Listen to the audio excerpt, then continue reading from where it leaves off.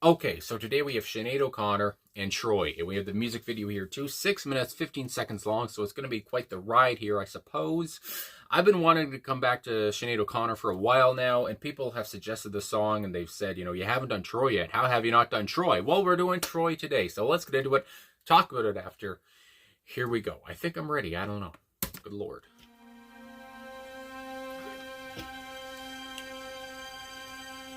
I remember it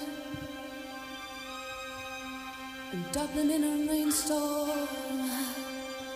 and sitting in the long grass in summer, keeping warm. I remember it every restless night. We were so young then, we thought that everything we could possibly do was right. And we moved, stolen from our very eyes. And I wondered where you went to. And tell me, when did the light die? You will rise, you'll return, the phoenix from the flame. You will learn, you'll rise, you'll return, Commanding voice, of course. being what you are.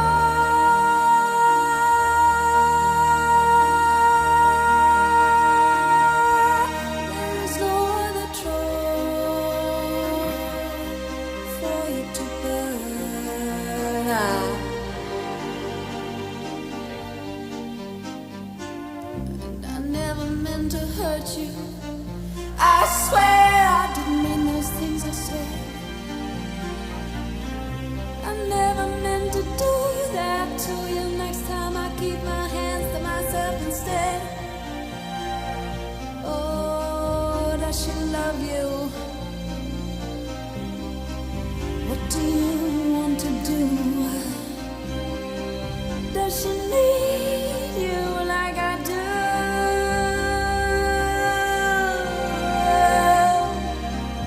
Do you love her?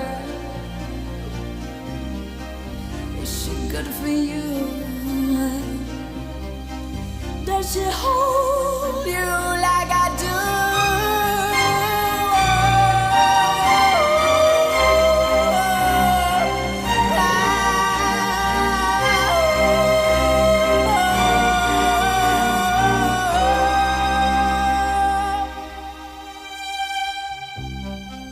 Do you want me? So intense. Should I leave? I know you're always telling me that you love me, but just sometimes I wonder if I should believe. Oh, I love you. God, I love you. I'd kill a dragon for you. I'll die. Jesus. But I will rise, and I will return. The phoenix from the flame. I have learned I will rise, and you'll see me return, being what I am.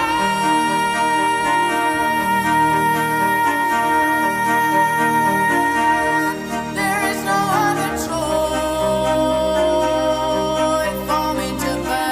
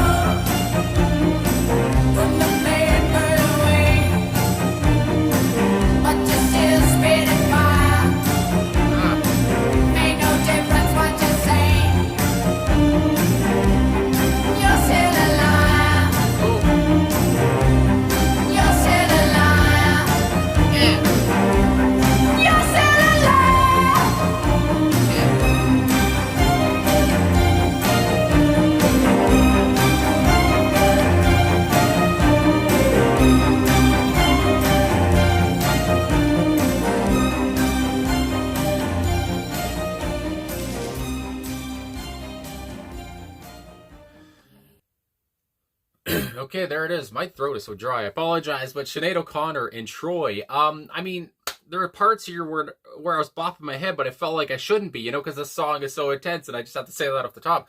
But obviously the orchestration, I mean, I couldn't help but, stomp my foot a couple times. So when I do songs, of course, I like to research a little bit behind the song before I get into it.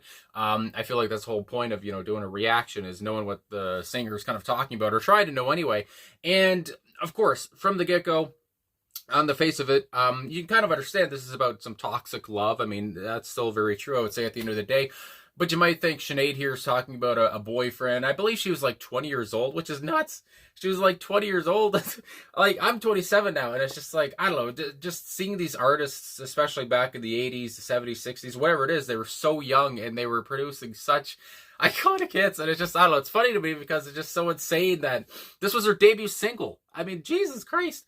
So anyway, just to say that on the top, that she's so young, and maybe you're just talking about young love, and just talking about how there's metaphors here of her talking about being in the grass and, leaving the light on, whatever. Of course, the big point here is Troy. I mean, talking about the ancient city of Troy, talking about that betrayal, and, using that for what she's talking about here. So just to say, from what I guess Sinead has said, I don't, in an autobiography or maybe our interviews, whatever it was, but I guess what we know is that she was talking about her abusive mother. She was talking about her hometown of Dublin, I guess, and talking about the hatred she has for that, what she probably associates with her mom and her growing up, her childhood, and everything that kind of scarred her. And I guess I might as well say too right now, from what I've read too, that her siblings, I guess, have kind of disputed these claims or whatever. But that makes me think, because of course I think of my own parents. And how their siblings were treated differently. For me, I would say as well, just to, I guess, get personal right off the bat, and just to talk about this right off the bat, because I mean, it's the elephant in the room for me anyway. For me, my parents treated me and my siblings, my siblings and I guess, the same, which is very nice. I'm glad they did. But I know for like my mom, I feel like for her, one of her parents, whatever, treated one of her siblings very bad, worse than the others. So anyway, I understand where maybe, I'll just say at the top, maybe Sinead's siblings or whatever, are disputing this, because I mean, the people behind me, I mean, Jim Morrison hated his parents, talked about how they were dead even though they weren't. I mean, Noel Gallagher and Liam Gallagher. Noel Gallagher used to get beat by his father, but Liam didn't. See, again, there's just those things like that. The Beach Boys, Murray Wilson was a dick to his sons, Carl, Dennis, and Brian. I mean, again, so I never even, now that I'm thinking about, all these people behind me had problems with their parents usually. Sinead is in that same boat. Anyway, so I just gotta say, I don't know why Sinead would make this if she was, making it up or whatever. But anyway, I've just seen that her claims have been disputed or whatever. Anyway, just talking about how, you should have left the light on. And how that's a real thing. That was not a metaphor, I guess. And I should talk about this when I get into the lyrics, but I'm just saying it off the top. But I guess that her mom would kick her outside and would turn the light out. And that's when Sinead would know, okay, I'm out here for the night and I have no light now. And I guess she would lay in the tall grass or whatever, of course, I guess. And it's just, and again, I guess I was just thinking, okay, so maybe this is just, again, a metaphor or simile, whatever the hell, I'm in the tall grass, this is a metaphor for something. But I guess, it's real. I mean, I gotta say that, it's just, it was what really would happen. She was outside sleeping in the dark. And I just can't imagine that. And especially, this must have been the 70s, I guess, when she was growing up at this point, or the early 80s. And this was happening. And it's just crazy. So again, you never know what somebody's going through. It could be your own sibling, and they're getting treated way differently than you do. And it's just, it happens. I know it happens. I've seen it happen. Anyway, but just to talk about the song here, I don't smoke. I swear, my voice and I just going through something. The orchestration here, the lush orchestration, the violins, the pumps of the synth, the just how it's such a quiet hush, but at the same point it builds up to such an intensity, a quiet intensity. Is that possible? It seems to happen here. And yeah, like the buildups here are so iconic, and they're just so intense, and everything is so heavy. Her voice is so menacing at points, and at other points she sounds like a 20-year-old woman. She could sound so innocent, and again, I love how she goes from being innocent, and then she'll have a fire to her, or a bite to her voice at points where she talks about I think maybe the line where she talks about how she'd kill a dragon or whatever the line was there, or when she talks about fire or burning, and in the video too, all of a sudden she has the makeup on her face. I don't know how to describe it, but and yeah, and then she just had a lot more rasp to her voice, and like I said, a lot more fierceness to her voice, and anyway, just how her range was insane here. Just to say that much. And again, just talking about her feelings, and like I said, this being her debut single, I guess she had to get this off her chest. It just says so much about how this was the first thing she wrote about, and released as a single. She had to talk about her mom, and of course her mom was passed away by this point, I do believe. She died in 1985 in a car crash, and obviously Sinead still had a lot to say. And anyway, yeah, just a menacing, heavy song. Her voice, again, just raspy at points, like I was talking about, but at some other points, soft. Of course, her soaring vocals at points are just beautiful, and they just hit you like a ton of bricks and just leaves you in awe. And she does it so effortlessly as well, just when she reaches those high notes, and you're just like, I mean, Jesus, again, she was... I don't even know if you'd say she was at her peak yet, because again, she was only 20, but she was already a great singer, obviously. And again, she had so much to get off her chest, and yeah, her vocal chops were just so good at this point, and she was so young again because of that. And yeah, I mean, obviously, I can't imagine the way she grew up, and again, the fire that went into this, and the emotion that went into this. I couldn't do it, because I did not go through, I didn't go what she went through. I mean, so it's hard for me or anybody, if anyone ever covered the song, I don't know if they could conjure up the same emotion that Sinead had, because again, this is real as hell. And yeah, and I just want to go to I guess the personnel here from the album. I don't see the personnel just for the song, but this is from her album. What is it? The Lion and the Cobra. My goodness gracious, what a nice little title there. So of course, Sinead O'Connor on vocals, and again, this is for the whole album, so I don't know if all these instruments are on this song, but I'll give them anyway. So she's on vocals, electric guitar, and she's also producer, audio mixing, and arranger. She was fucking doing it all at the age of 20. Marco Peroni, I want to say here, is also electric guitar and acoustic guitar. Spike Holyfield, I want to say, there was on bass guitar. Rob Dean on electric guitar and acoustic guitar. A lot of electric guitars and acoustic guitars, but again, this is for the whole album. John Reynolds is on drums and programming, and then we hear, I want to talk about Mike Close, I guess is how you say his name here, who was on synths, keyboard, and string arrangement. I mean, that was the big point of this. And of course, orchestra director was Gavin Wright. So them two right there, I just got to talk because of, again, it was a lush, intense orchestration here between the violins, the synths, the string arrangements all together. It just gave it that again, we're talking about the old ancient city of Troy. I don't know, the way the song entered, it just gave that old kind of feeling, ancient feeling for some reason that it gave me. It hit that spot that it had to hit when you're talking about the ancient city of Troy, and the Trojan War and all that stuff that goes along with that, and how, again, Sinead uses that to talk about the betrayal of her mother, the betrayal that Troy saw when the Greeks came in through the Trojan horse and all that stuff. But anyway, yeah, I just really had to mention about the string arrangement, the synthesizers, and the violins and all that stuff, because that was the biggest point to me anyway. And then anyway, guitar and bass guitar as well, Kevin Mooney. And that's all it said there. So again, I don't know if everyone was on this song, but there are some names for you, giving people their due, because if you worked with Sinead, you must have been pretty damn good. So anyway, again, it's like I said, it was a quiet intensity a little bit. Heavy as hell still, though, and as well, I do want to mention too, because apparently this was also an inspiration. The title was a reference to the poem "No Second Troy" by William Butler Yeats, and so again, no second Troy. But again, the city of Troy too. I mean, I'm sure that was inspiration for Yeats there too. But anyway, it's just, yeah. I loved how it wasn't a cappella, obviously, but there were points there where it was all about her voice. Again, the orchestration was lush and it was crazy, but her voice was the main point here, and just her fire, her menacing feel. At any point she was so unpredictable. You didn't know when she was going to go off the handle and just start, screaming or something, but she never really did that. She just went to a higher register, and held that note, like I said, without hesitation.